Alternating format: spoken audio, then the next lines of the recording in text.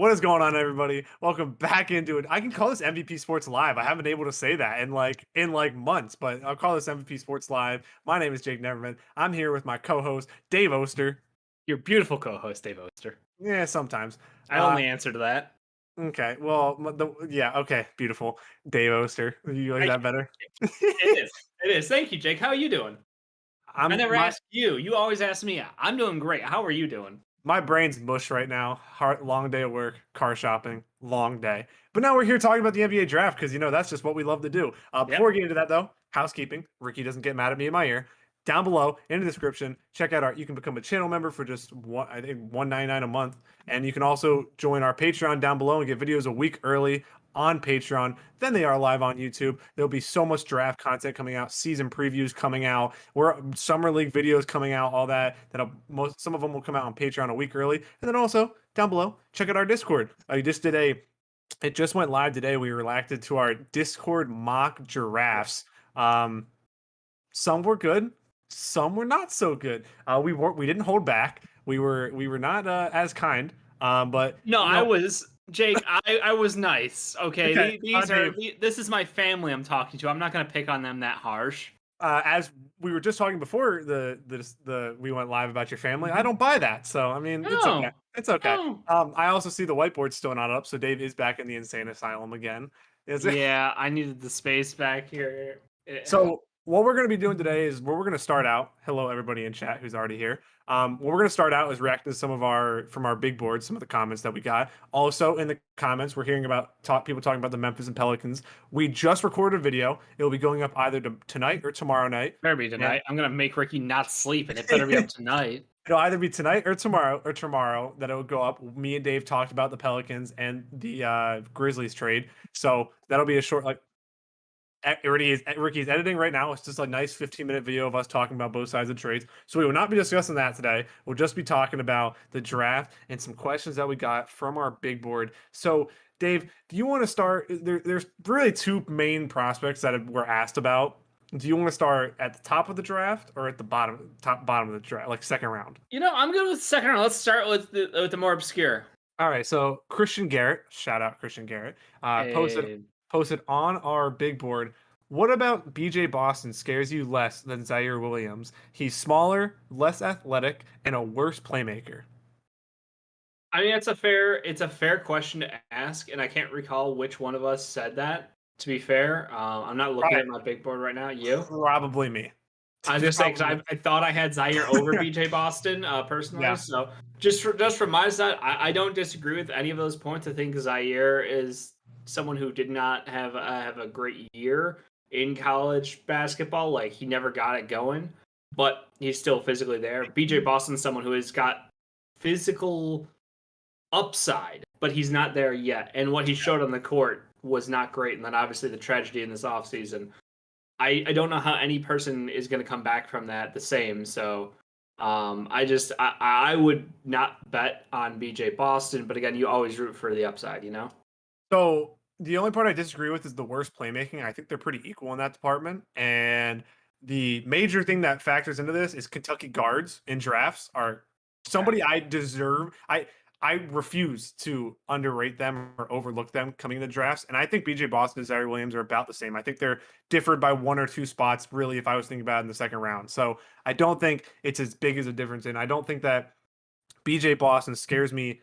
I guess he does scare me a little bit less than Zaire Williams just because I see more NBA ready product in his game currently than Zaire Williams. I think Zaire Williams has a higher upside than BJ Boston, but I think BJ Boston can plug and play as a backup wing and can score right away in the NBA, where I think Zaire Williams is going to have to spend some time in the G League. I think they both end up spending time in the G League right away if they end up on good organizations that actually use their G League team and can actually develop them. But I think the stigma of Kentucky guards has kind of stuck into my head a lot. And that's why I kind of have them a little bit higher. I think, again, I don't think you're wrong if you choose either of them. I think they're both a flip of the coin. I just like BJ Boston's game better to be NBA ready. You're muted. I think that's fair. Thank you. Sorry, I mute myself for a cough, and then the stupid click on this mic is like 50-50. No, again, like I don't know about BJ Boston being more of an NBA ready scorer. The man shoot for Slightly. shit. Slightly is what I said. Not a lot. Slightly. I wanted again. I just want to chalk it up to an awful season Sure. where the whole team was in turmoil basically from day one. They didn't have a true point guard, so he was just kind of doing him. Don't think it's a good thing. It's like the opposite of what happened to Book Knight. Yeah. Book Knight was in a situation where his team was just ass, and they were just like carry us. And he had some incredible individual performances, whereas BJ Boston was in a similar situation, just surrounded by much more talented players and he just could not hit the side of a fucking barn. That's fair. So That's fair. Let's get our first question from the chat. We'll go with this first before I go back to, if we had to go back to the big board, we will. But Qui-Gon Jinn, shout out, great name. yeah. First question here. I guess we're gonna start out hot. He says Jared Butler at 7. What's your opinion on that, Dave? You had Jared Butler ranked inside your top 10 on your big board. So at 7 to Golden State. What do you think? Fucks with it. I think it's not a bad pick. It depends who's there at 7. It depends. Like my personal big board for like Golden State, I would. It's very hard for me to pass up on someone like Jared Butler at 7. For someone like Moses Moody, I think Moody is like the contingency plan based on Clay's play right now. If you think he's on track to be healthy and happy, then I'm not worried about it. I'm not going Moody. I think Jordan Poole showed a lot to me last year. I love him as a scoring shooting guard off the bench. Does not do much else, but I think that he's an excellent piece off the bench for them. So I would look for a point guard because I don't believe it's Nico Mannion. I think honestly you would get a fantastic pick with Butler and someone who can flex in those lineups when, hey, Steph needs a breather, but we can keep Clay on, or Clay needs a breather. Like he is flexible to play both the one or the two as a combo. But I would trust him to run an offense because he is he has such an incredibly high basketball IQ, and he's still relatively young. Like it's honestly his draft stock should be top 10 in most people's minds. I think 7 shouldn't be a surprising pick. I think it would be to a lot of people, but from my value on my big board, it would make sense. Yeah, so I obviously didn't have Jared Butler on my last big board because we were still waiting for the medical pending. He was literally cleared the next day. Of course he was. I said in my mock draft, I'd probably have him ranked late lottery 10 to 13, 14, somewhere around there is where I would rank him. So I wouldn't be surprised with him at 7. I would rather have, like you said, a Moses Moody at 7, which I think is really, we talked about it in between when we were recording in this show, is I think is gaining traction. So and it was Spider from our Discord who asked that question. So shout out him. It's not his name, Qui-Gon Jinn. Sorry. Hey, not only is he Spider-Man, but he's also Qui-Gon Jinn. That's kind of cool. That's a hell of a combo. Unless Darth Maul comes around,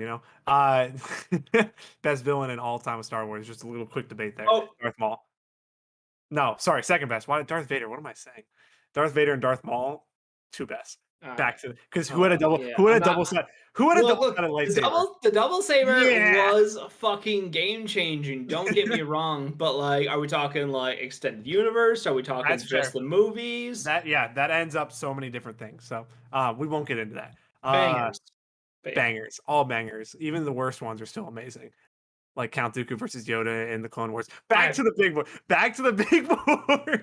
I don't think that 7 would be surprising. I would much rather have a Moses Moody, and even considering a James Bouknight at 7. I'm not sure Bouknight will be there. From a lot of things that we're hearing, is that he may go 6 to OKC. Is what is starting to get rumored a little bit. Is that they may be interested in him and Shai Gilgeous-Alexander next to each other.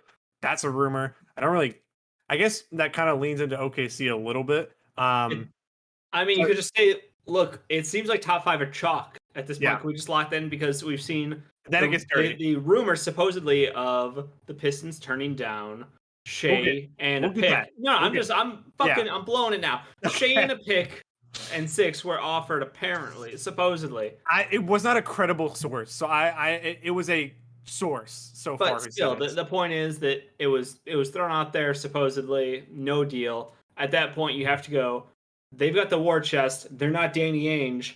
OKC probably would have offered up a shit ton. Outside of Victor next year, like there's not anyone better. 2 years? Shit, is he 2 years? No, next year. Who? Victor. No, 2 years. 2 years. Yeah. So So I don't know if it's a situation where they're willing to unload the chest, but I would guess it's available. They got enough picks. So I think 1 through 5 is chalk. I Yeah, think I agree. we are pretty much locked in at the Cade, JG4, Mobley, Suggs, and Scotty Barnes. That feels like every team has already made some sort of a leak or rumor associating them with that pick. So it really is 6 is the wild card right now. Yeah, I agree. I think in my mock spoilers, I had them going with James Booknight just because that was the rumors, and I thought I've heard a lot of I've read a couple of reports saying he's climbing on most boards. So I don't know if Booknight gets past either way. I don't think he gets past Golden State if he falls to them, Yeah. unless they're considering a Moody. There's so many, like I said, like you said, 1 to 5 is chalk. After that, shit just Oh, goes wild because we have no 6 to idea what's gonna happen. 20. It's Roll just the gonna fucking dice. yeah, literally. We think we know 10, then they'll go with somebody else. It's just yeah. So 7 for Jared Butler, I could see it. I honestly wouldn't hate it. I think a lot of people would jump and kind of think it's a reaction, but I feel like I think I said this when we were talking about Davion Mitchell on our big board, is that a lot of times when I was watching Davion Mitchell tape, I was like, look at Jared Butler over there. Look at Jared Butler locking somebody up. Look at Jared Butler getting a bucket. Look at Jared Butler's off ball movement to create space for Davion Mitchell. Like there's just so many things good about Jared Butler's game that I could see him going top 10. I don't know if he ends up going top 10. I think at the best he'll probably go 10 to 12, somewhere around there. And if Memphis truly is targeting a playmaker, I still think it probably should be Jared Butler over Josh Giddey, even though I am a Josh Giddey standboy and I will not Yeah. hate if he goes to number 10 at all. But yeah, let's move on to the next question. Let's see. So I guess we can get into the Bravo in chat. Shout out Bravo, returning. Hey. He's usually here. He said, "What do you feel about the Pistons declining to trade the number 1 pick for SJ in the 6th pick?" Now, let me start first. I don't genuinely believe this right away. Maybe this offer was made a couple weeks ago. That's my thought because I feel like if the Thunder truly wanted to make an offer for the first pick, they can make an offer that most teams can't, that you can't refuse. So Yeah, only six in honestly. SGA, only 6 in SGA feels like an offer you throw out to feel the water because that's what you would if the Pistons are even going to listen to your conversation. SGA and 6 are going to have to be in that deal. So first of all, I think also SGA gets blatantly disrespected as a guy who just averages 25, 5, and 5 and can score on every single level and 50, 40, 80. People yeah, forgot because they literally told him, yeah, don't come back. don't play. Just chill. Yeah, and that's what I mean. I think he is an all-star level player if he finally gets to play a full season on a team, maybe not or a team that actually contends, unlike the Oklahoma City Thunder. Yeah, the West is crowded for guards this year, but I think that he's got a shot. Honestly, like I think usage-wise, he has a shot. Yeah, I still think.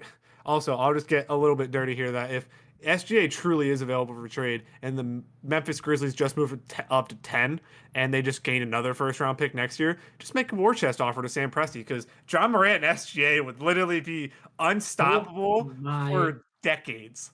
Like decades, they would be It would be unstoppable. so good. Yeah, So I don't disagree with that at all. that is just a war chest offer. If he is actually available, that's what I genuinely say. If he's available, every single team that doesn't love their point guard and shooting guard should be offering for him because he is tremendous. But we'll focus more on the Pistons because I feel like Sure. in a lot of our draft coverage, we talk about every team, but the Pistons kind of get like skimmed over because they're like, yeah, they're taking Cade and that's the end of it. But Yeah. there's been reports that they've been talking about it's smokescreen. We know this that they've been talking about Mobley, Green, and Cade. We know it's Cade. If they stay at 1, it is Cade. What do you think of all the news around the number 1 pick? Do you think they're just trying to bait and see if they can get a war chest offer?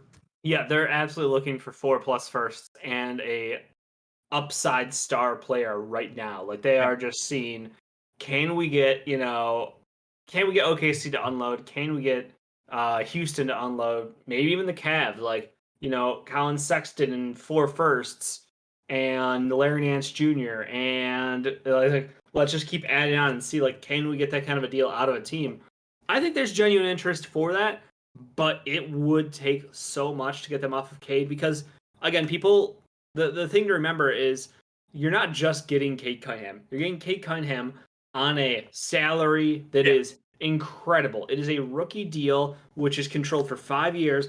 And then you have on top of that the restricted free agency, which means that some bitch ain't going anywhere anytime soon. Yeah, that is what you lock a guy up for probably a minimum of 7 years because that 8th year you probably have to trade him most likely if he doesn't want to stay. Worst case scenario. So you have a massive amount of time to work with what is one of the best prospects we've seen in a long time. It is Someone who so. has he literally it's dumb how good the top of this class is. Like Kate Cunningham is a 3-level scorer who is 6'8" and Well, happens to be a great passer and a good rebounder. It's just like, this is okay, so you want to put in some effort on defense, but outside of that, like, what this. else, man? Yeah, this is like I keep referring to this is like the Zion RJ Ja draft, but the third player is better Mm, than the player in that draft. yeah, So like, put it in the right order. The what? Zion Ja RJ Oh, that's draft. what. Yeah, that's what I meant. You know what I meant. I was just naming the three The players. For you. disrespect. I was just naming. Well, Ja's the best player out of all of them, so I don't really know what Thank the you. debate is there. The rookie of the year. Yeah, yeah, like Ben Simmons over Donovan Mitchell, right, Ricky? I know he's listening. He's listening in the background. I know that. But yeah, I think this group is just as talented as that group was, except I think the third prospect, whether you think it's Mobley or Green, doesn't matter to me. It's better than RJ was as a prospect, and I still believe that because I RJ's a whole mystery to me right now. I think RJ did well. He did He well. he he Now he beat needs my to. expectations, and now it's just up to like what else are they gonna give him point guard ever? You know, Now that's he the next needs. situation. Now he needs to step it up. That now it's the next step. Give him a point guard. Yeah, that's also true. That's the problem. What did Sophie say? Just a random thing. Green has talked about wanting to be a Piston, so it's nice to feel wanted. Now I feel like That is that's him, just baby. Jalen. That's just Jalen Green doesn't want to be a Cav. That's Yeah. what that is. Nobody wants to live in Cleveland. Don't care what anybody says. No Get one wants Joakim to live Noah in Cleveland. on. So let's go to the next question. I'm skimming out here. We already talked about Memphis in there. Blasted Throne, what a name. Where is the best fit for Kai Jones? So we've talked about Kai Jones a lot. We've talked Yeah. about athletic centers who have big upside, but also don't know if they can play basketball at the Yep. NBA level right now. Where is the best fit, do you think, for him? Low key, if Toronto traded back, would be perfect. Yeah. I think they've got one of the best developmental staffs in the NBA, and I think they desperately need a center.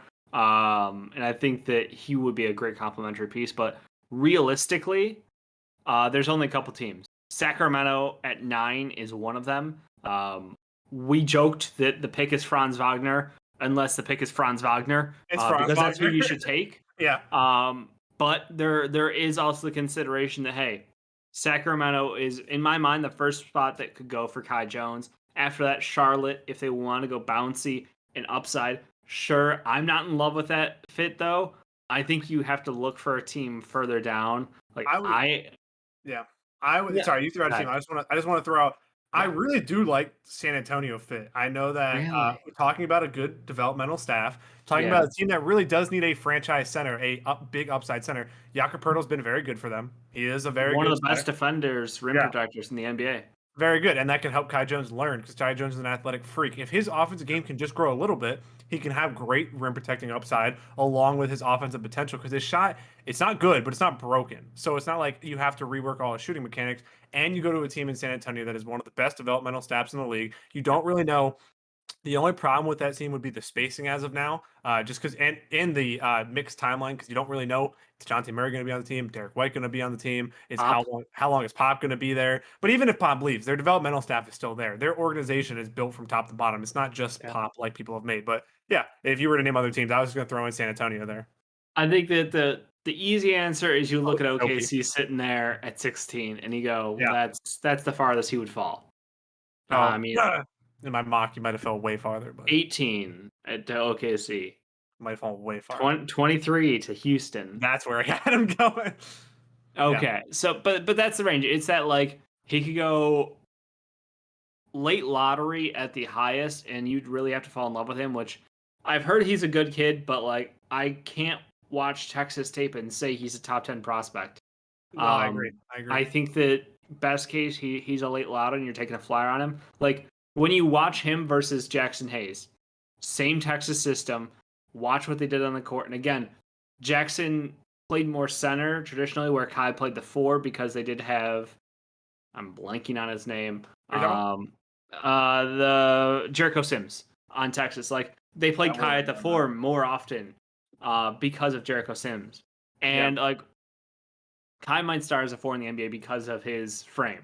Until he adds muscle, you can't say he's a 5. But people are like, "Oh my god, his upside!" Like he has to become a 5. I think to fulfill his complete upside, he has to add muscle and become a 5. I don't think he can be a stretch 4 with his skill set. I just don't see it working. That's why I also threw out like you threw out like Charlotte being a lob threat with how athletic he is and growing his shot in Charlotte is perfect because it's so like stereotypical, but all that Charlotte needs is athletic guys who can shoot the basketball to play around Melo, and hopefully you Yeah. get a secondary playmaker that's consistently there and healthy because Gordon Hayward's Oh, there. the shots fired at Gordon Hayward. I mean, I looked at Gordon Hayward's injury sheet over the last 2 years. It's worse than Embiid's. It's He's just like unlucky. He's unlucky.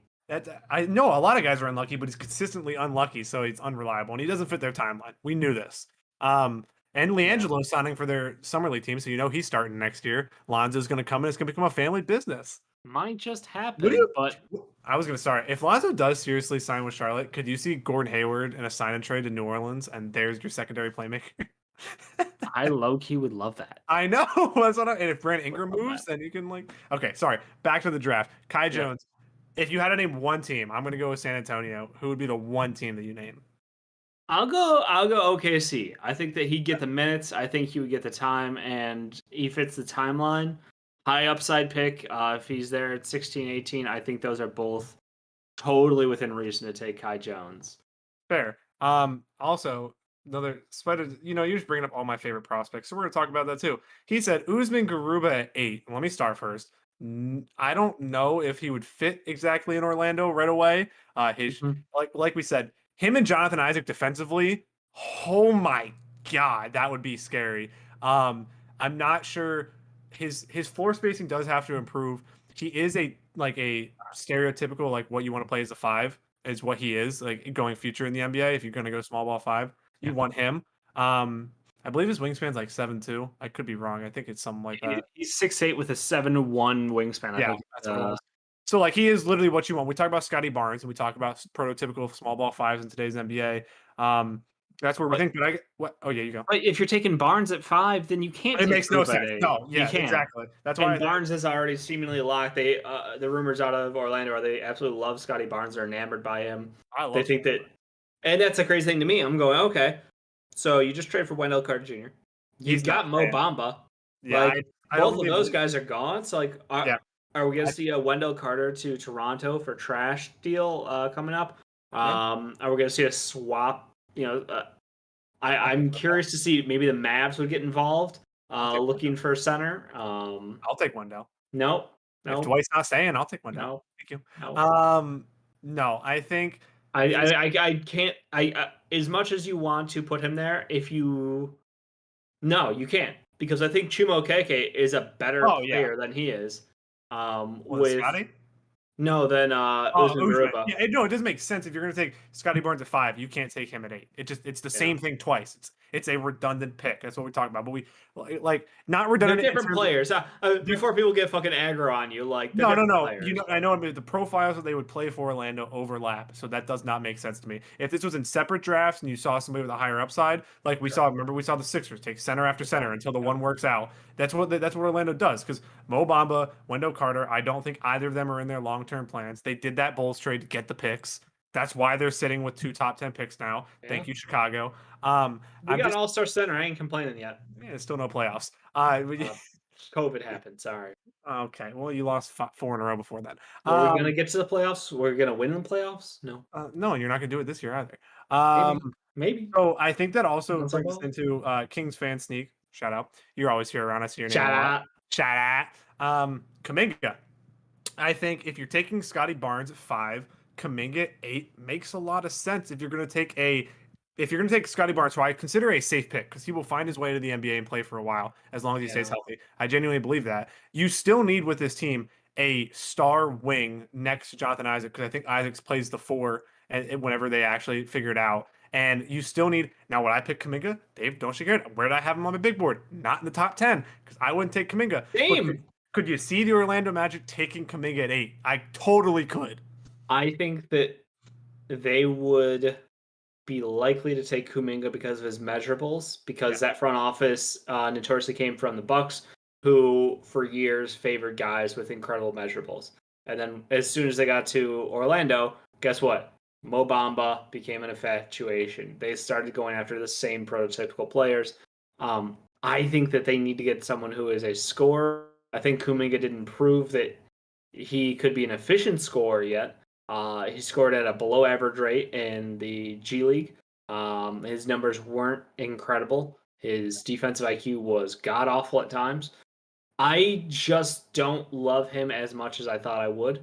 I think they need to go for some. I would rather take Moody over him at this I was point. I was gonna say like if they go Barnes at 5, I would go double safe and go Franz Wagner at 8. I just think that floor stretching with I said it I in my love big I love Chuma too much. I can't do it. but like Chuma's so fucking good. He is the do it all. Like he is so goddamn good, and I feel he is so slept on. I get it, but you can have both players and not start one. It's fine. You can still have both players. Like if you're not going to take a wild upside guy like Kaminga, why wouldn't you go safe with both picks and just get guys? They need to fill. They need a high potential No, they guy. need a second star. Yes, Like but the if you problem don't is believe in Kaminga, I believe Franz Wagner has a little bit higher upside than a role player. Is what people say. Is his ball handling skills are there? Yeah. Has slight playmaking, I like him. good team defense, can stretch the floor. Him and what's his name? Jonathan Isaac can play together. You can play a Fultz and whoever at the 2 you want with them, and then you find a 5. I don't think it's Chat's a got it right though. Where's your floor spacing? It's Orlando. They don't have floor spacing. That's the problem. They've committed to Markelle Fultz for a long time. Jonathan Markelle Isaac Fultz always shoots threes, you some bitch. That's Oh, right. okay. That's right. That's right. You walk. I don't think Moses Moody is there at 8 either. I think he goes at 7. I know that's like I think if a book So night, if a that's book the night or thing. So if Book Knight's on the board, then but I don't have him on the board either. Yeah, I agree. But you have Book Knight and Moses both gone by Book night 8? OKC, book night OKC, Moses Moody, Golden State. That would be a nightmare scenario for Orlando. I would be trading back. I would be trading back and trying to take like a Jalen Johnson at that point. Honestly, if you're just going for upside wings. Yeah, I don't know. Maybe they trade back and look for a Kispert who can stretch the floor. I'm not quite sure if you take Scotty Barnes at 5. I feel like either you have to go with a high end guy like Kaminga, or you trade back. That is the only two scenarios I could see. Because like I threw out Franz Wagner. I like Franz Wagner a lot, but I feel like now thinking about it, if you go safe at 5, you can't go safe again. Like you guys take if you have 2 top 10 picks, take a guy you know he's going to plug and play like Barnes, take a risk, or get out of that pick. I don't think there's any other scenario there. I mean, Barnes has the upside to be a star. Like that's, I think people are with that commentary. People are like, okay, well, plug and play, safe play. Like, yes, he's a defender already 1 through 5 right now. Maybe 2 through 5. We'll see at the NBA level how his first step holds up. And then an above average passer for his position. But like, we'll see if he can be Draymond light, if he can be 2016 Draymond. You know, it all comes down to if he can add that shot, how good he can be. Honestly, so like I spoke about it, and Kings fan Sneak says, "What do you really think about Barnes?" I have him 5 on my board. He's been on 5 on my board for most of the year. I just think one of the most underrated things that we talk about, and I talked about this on our big board or on our. It was one of the past videos. We've done so many videos now that they all run together. I think something that's very underrated is that teams need leaders. And I feel like I'm talking like ESPN right now, but the Magic have none currently. I don't believe any of the guys on the team are a like born leader who also can play at a high level. There's differences. There's leaders and role players, and there's leaders and star players. Terrence Ross is a locker room leader. He's not going to be there much longer. I don't think that's the problem. Mr. What did you call him? The supernova of offense. That supernova of offense. That's what it was.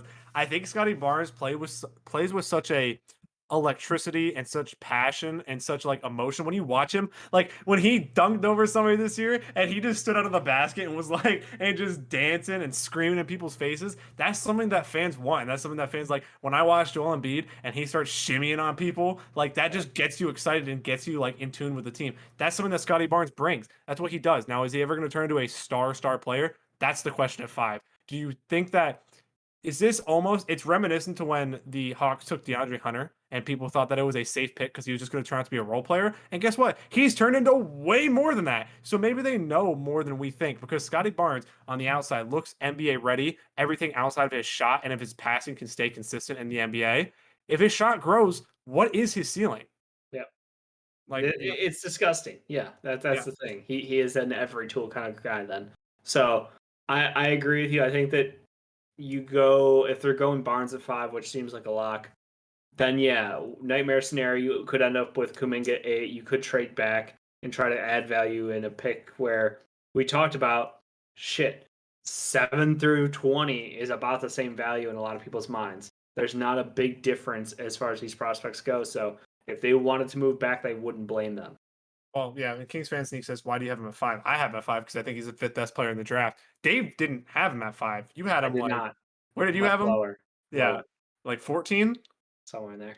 Yeah, so Dave had him post lottery basically, I which I think think he is needs to go to the right place to succeed, and I think that that's the problem. My fair. big board is, hey, not only how good can you be, but like, what are the odds you're actually going to get there? And I think that in order for someone like Barnes to succeed at the NBA level, like, if he ends up on a shitty franchise, he isn't going to be the player that you want him to be. Like, I feel like so much, and we'll talk about this like when the draft actually happens. I'm pretty sure the yeah, entire weekend, Dave and I will be recording videos yeah, reacting to each team's picks, and Ricky will probably be throwing grades out too. So yeah, that'll can't be a wait. whole thing. I think a lot of opinions will change when we see who goes where. I've seen Yeah, it will make a difference. Yeah, I've seen some Raptors fans. I'm not even going to ask this question because it's a waste of time. Saying that I hope that I've seen people say I hope that Mobley falls to us. Not going to happen. And I hope that somebody said that Toronto doesn't take Suggs. It's going to be 1 through 5 is set. I'm either even if for some or I hope they take Barnes at 4 because there was rumors that they're interested. I think that's smoke. I think they're seeing how interested Orlando was in Scotty Barnes and Yep, if they were willing to trade up to 4 to get him. That's probably what yep. that was. And then so Jamie part of our is it Jamie or is it I'm gonna call Sapo. He's our resident Mavs fan in our Discord. He said I've been hearing rumors that the Mavs are gonna trade into the draft. What player could they get if the range of picks 9 to 15, 16 to 25? Well, first off, I'm gonna write out 9 through 15 right away because they already gave up picks in the Kristaps Porzingis trade, and trading all the way up with no first round pick next year into the lottery seems like not something that's going to happen. That just seems like a lot of value to give up if when they don't have their pick next year or the 2 years. So they can't even trade their pick next year. So they can't trade a pick for 3 years from now. I don't think they're going to move up into the lottery. If they do move post lottery, 16 to 20 range would stay in there. Who would be something for the Mavericks that you would target? Jared Butler. It's fair. Still, Jared Butler is my answer. I think that you have Jalen Brunson, but because Jalen Brunson's about to get paid, and you don't know if you're gonna. The question is, how much is another team going to pay him? Does he want to stay? I 15 think mil a year. he's a great compliment to the next best player in the NBA. I hope. Did you see him? Um, Okay, pause. Did we see him in his Olympic debut? yeah, it's pretty Did high. you see? Remember when people made fun of him when he said it was harder to score? And And he could have gone for 50. yeah, He literally he was like, "Nah, I'm good." remember when he said that it was harder to score overseas than it is in the U.S. And now look at the USA. Oh wait, Luca was right. He Oh. outscored 3 out of the 5 starters from Team USA. Yeah, Yes, Zach Levine, combined. superstar. Yep. Point being, I think that they look for another piece there, if possible. I think that he would be an interesting guy to go after. And again, we joked about him going as high as 7th because we really believe in him.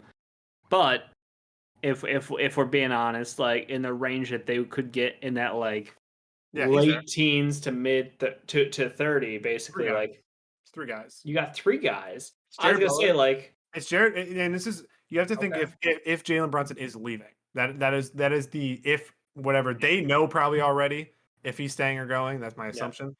3 guards: Springer, Cooper, yep, and Butler. Those are yep, the 3. If you retain Jalen Brunson, it's got to be Butler because I don't think Cooper next to Luca defense they might just get obliterated. So I mean they might score 70 a game together, but defensively, no. If you do lose a Jalen Brunson, I think Sharif Cooper can plug in and play a backup point guard, not as effectively as Jalen Brunson right away, but grow into that role.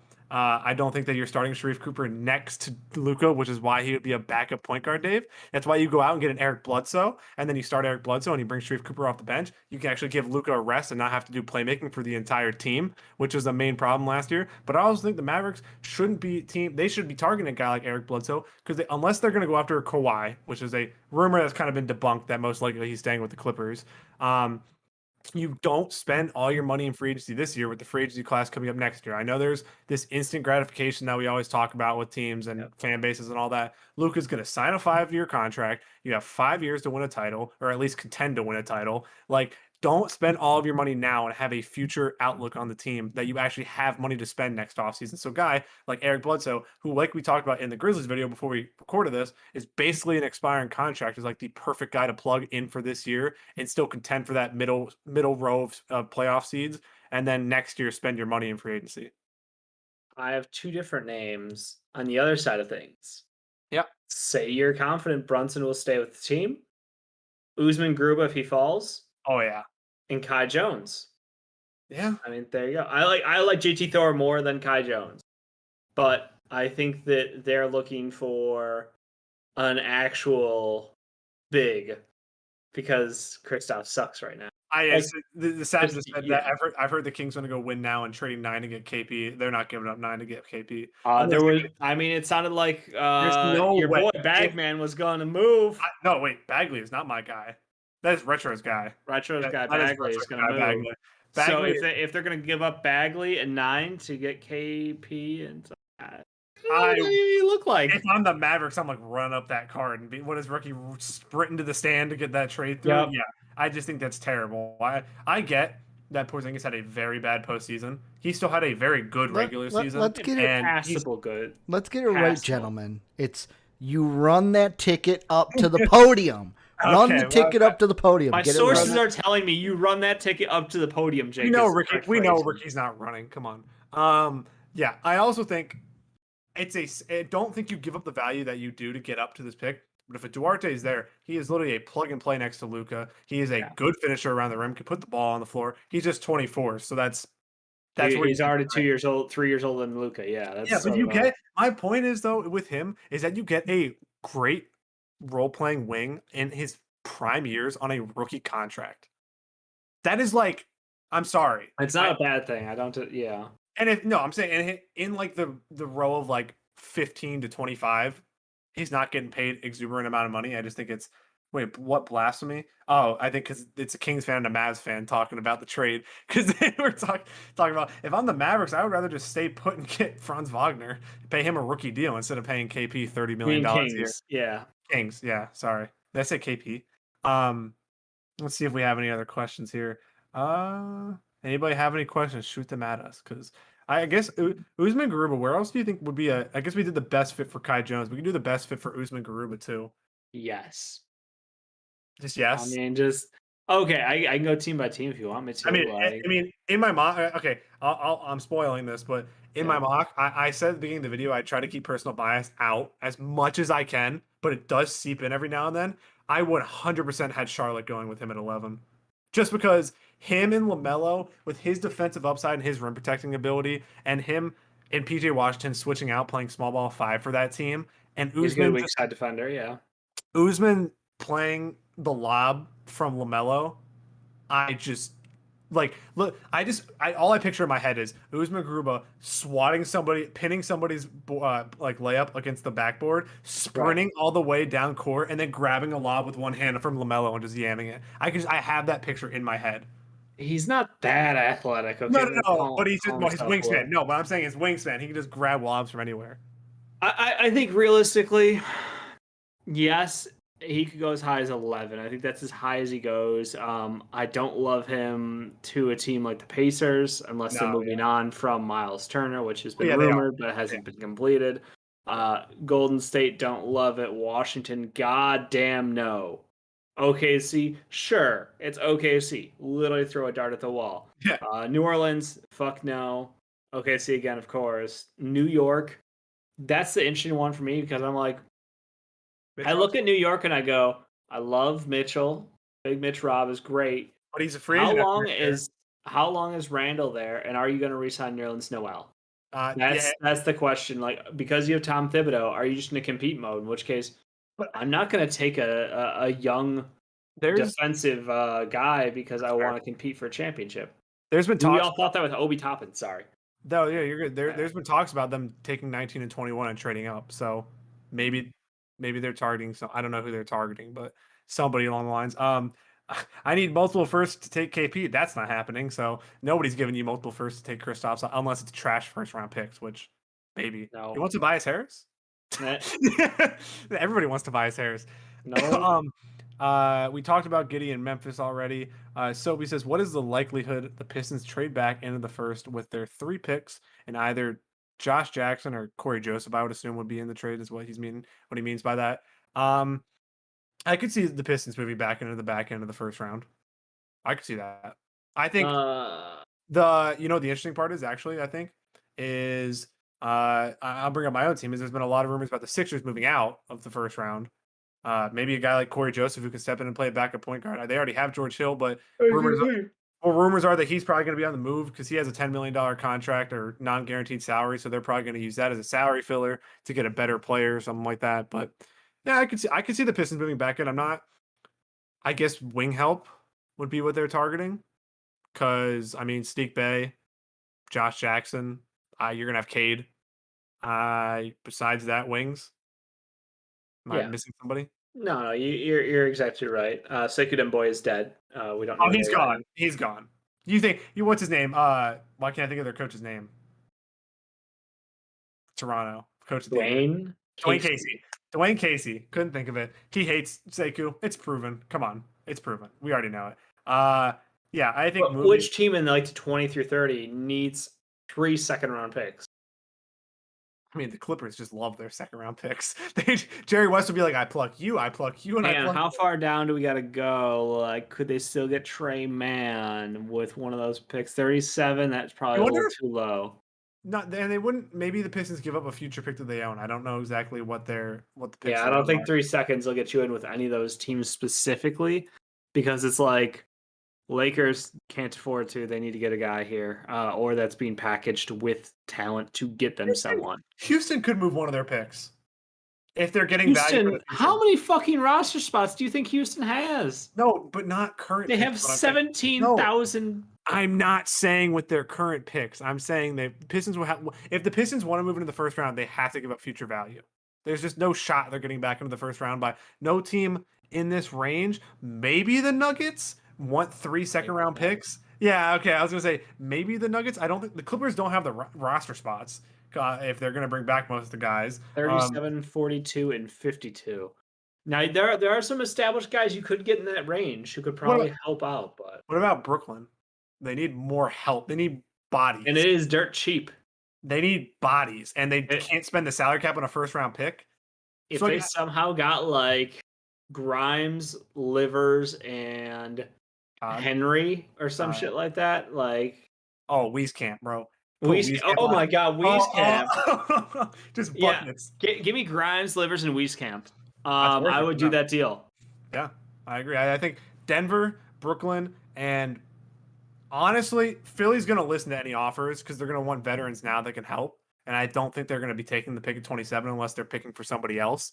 I could see that. Unless somebody, I think what I read is the only way that they take 27 is if somebody falls that they really want, like Maxey last year. Like they were not going to take their first round pick last year. And then Maxey fell and they were like, we're taking Maxey. Yep. Yeah. And then Sophie said, I meant just a combination of picks, not all 3 of them at the same time. Yeah. But I think Brooklyn might be interested in all 3 at the same time because they need bodies. They just need rotation players. So guys like Mike James don't have to play for them all year. And they can give Kyrie and Katie and Harden breaks during the regular season. So I could see it. I had Grimes going to them in the first round. If he falls in the second round, I think that he's got first round talent to me too. Yeah. Oh, and Sap says apparently Rick Carlisle loves Miles Turner. Well, I mean, Spida said if Josh Christopher was taken 27, or was taken by 27, who would you want the Sixers to take if they keep it? Definitely not Isaiah Todd. I think Isumu and Tyrese Maxey off the bench works. Genuinely, I think it works. And you're not looking at the defensive upside. No, I'm just waiting for you to say Bones. Oh, Bones, but I don't know if Maxey and Bones works. That's my problem. It doesn't. But fuck it. Fuck it. That's what I was waiting for. We played Shake and Maxey together. Why can't we play Nishan and? I mean, Maxey's gone. I think genuinely, he's on such a good contract for a team that is trying to make the playoffs. He will have value to a team like that. He makes $1 million a year. So, and he has 2 years left in his deal. So, besides we draft Bones, if we trade back in, bro, if the Pistons get Nishan, Bones, Highland, I might have to get a Pistons jersey. And Bones. Whoo! I need Josh Giddey to go to the Grizzlies so I can get more Grizzlies jerseys. So I can get more throwback Giddey throwback jerseys. I'm not low on Todd. I don't think Todd's a guy you take at 27 when you don't like. You need a guard playmaker. That is what you need. You need somebody to help Maxey off the bench because we saw it in the playoffs last year. The only reason that series went to 7 games is because a guy who wasn't old enough to buy his own drink at a bar went off in the third quarter. So playmaking. The Sixers just need offense. I know Isaiah Todd is that. I don't know if right away if he's going to be able to help the team like a guy. I think Isaiah Todd might have a higher ceiling than a guy like Ayo Dosunmu. That's a different conversation. But I think Ayo right away is a bigger help than a guy like Isaiah Todd because I think Todd might have to take a couple years.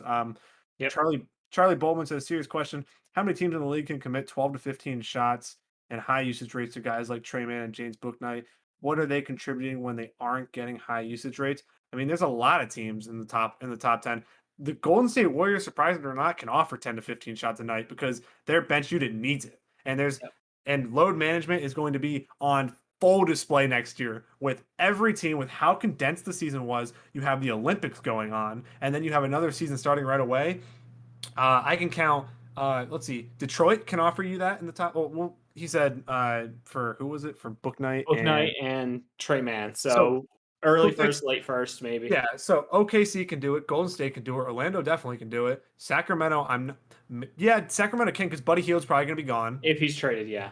And Harrison Barnes is an if. So probably. I'm not sure. The Pelicans probably can't because Brandon Ingram and Zion take about. They need the right guys to take shots in that system. That's the problem. I think Hayward and Rozier might be out in Charlotte, or at least one of them. So one of the two. I want them together. Nah, I would okay if Hayward went, for other reasons. Fuck you. What? Just fuck you. San Antonio can definitely offer it, but they just don't give it to people. So you're gonna take your 8 basketball. Respect Pop's coaching ability. Indiana can because Brogdon and Sabonis, and then if Miles Turner leaves, I think the problem. No, you're forgetting T.J. Warren's return. But he's also leaving, is what was told. Well, we haven't seen a deal happen yet. That's what happens on draft night. Washington can't because Russell Westbrook's going to get his 37. Bradley Beal. And Bradley Beal takes 40. I think that Brad is also going to be gone. That's why just in my mind that I feel like it's going to be in the next day or two. So they still have Rui Hachimura and a returning Danny Avdia. And Thomas Bryant. Who's a fucking just 3-point shooting machine out there at the 5. I guess the main teams that can New York Rockets. New York definitely can. Especially if the Bulls are going to steal Derrick Rose back. Yeah, so that solves none of your issues so that you just have don't even care. Derrick Rose back. Like, oh my God. Literally 0 people would ever fucking complain about that move. It was a rumor. There's a reason I'm saying it. I'm not just speaking into existence. I don't think Atlanta can because Atlanta has so much depth they can't take another guy like that. They need a guard defender. I still feel like Atlanta taking their pick and one of their guys to get a proven player is what ends up happening. Have you heard about? Okay, so can we jump into that a little deeper then? I heard about the Cam Reddish rumors, and I'm gonna agree. I'm gonna throw a fit. I don't know how you can move on from Cam Reddish after what we saw. I have been the Cam Reddish train since before the draft, saying that he is better than RJ, and I stand by that fact. I'm still the rightist, but that's okay. If he can stay healthy, we literally, if you want to look it up on this channel, the first time I was ever on this channel, we did a Ja Morant versus RJ Barrett video. Me, you, and Ricky were all on the Ja Morant trade, and then there was Sean, and Sean was like, "I didn't think RJ Barrett," and then blah blah. But yeah, I don't think he wanted to take RJ Barrett. No, but he was like, I remember his hand went up like that. He's like, I'll say it. But yeah, I think that Cam Reddish is such a talented wing when healthy. Big thing, when healthy. Had that Achilles injury this year. Was it Achilles? Or was it? I think it was Achilles. Because DeAndre Hunter also had an Achilles injury, so I can't remember which one's which at this point. I don't remember which injury was which. You're right. A knee injury is what Cam Reddish had. A knee to leg injury. So yeah, I think Cam Reddish has a tremendous upside that you need to see a full season of him. And I think him and DeAndre Hunter have such high upside as wings. I think as much as people don't want to hear it, I think it's Kevin Huerter who sees him on his way out if Cam Reddish develops. Because I just don't see yourself paying Kevon Huerter is what they called him. Kevon Huerter. When he's feeling it. When like the defensive upside of a wing tandem of Cam Reddish and DeAndre Hunter is just, and to play next to Trae Young, it's literally perfect. So I think you give it another season with Cam Reddish. I think it's way too early to trade him, especially. I know I sound like a salty Sixers fan. That team is not a finals contenders team right now. Like they could trip. No, they could trip their way into the finals. That's not what I'm saying. You have a situation where if they had a healthy fucking Hunter, they could have been in the Yeah, finals. I mean, okay, yeah. There's so That's the many thing. ifs. If they had a There's healthy so many- Trae Young, they could have been in the finals. There's so many ifs. There's so many ifs about players. It's not that many ifs. It's they're the deepest team in the NBA this past year, basically. I know that they were, and they were able to plow through the Eastern Conference playoffs because of that. So if you're telling me you had DeAndre Hunter, who was their second best player at the time, before Clint Capella had like officially popped off, and you had Trae healthy, and you had Cam healthy the entire time, that team probably is going against the Suns, and that's a 7-game series. I get that, and I'm not saying that this year they couldn't have made it, but I'm saying next year when teams get healthy and teams like Brooklyn are supposedly healthy, the Lakers are healthy again. Like winning a finals for them right now seems like a daunting task, unless one of these other guys takes a next step, which could happen. Onyeka Okongwu's probably going to miss the first couple months of the season because he has another surgery. It's so many ifs with how young they are.